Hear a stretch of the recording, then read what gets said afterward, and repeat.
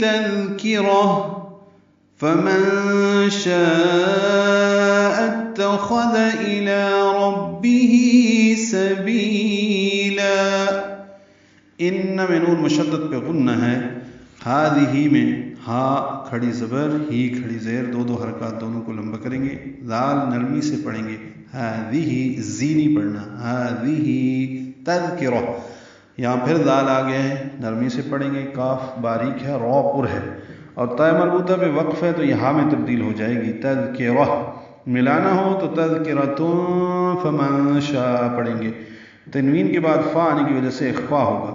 اسی طرح نون ساکن کے بعد شین آنے کی وجہ سے بھی اخفا ہوگا. فمن شاء، شاء میں مد متصل ہے، الف مدہ کے بعد حمزہ آنے کی وجہ سے ہم اس کو 4 حرکات سے زیادہ لمبا کرتے ہیں.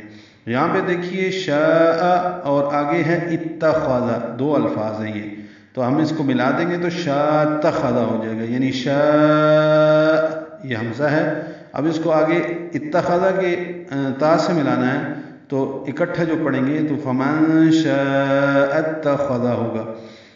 حمزہ کو تا سے ملایا، بیچ میں الف نہیں پڑھیں گے. خوا پر پڑھیں گے، دال نرمی سے پڑھیں گے. الا 2 حرکات لام کو لمبا کریں گے. ربہ میں را پر پڑھیں گے، ہی کھڑی زیر ہے، 2 حرکات یہ بھی لمبا کریں گے. سبیلا یا مدہ ہے اور لا الف مد عوض، تو سبیلا.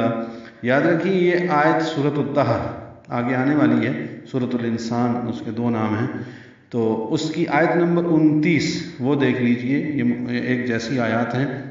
بے شک یہ نصیحت ہے، پس جو چاہے اپنے رب کی طرف سے جانے کا راستہ اختیار کر لے.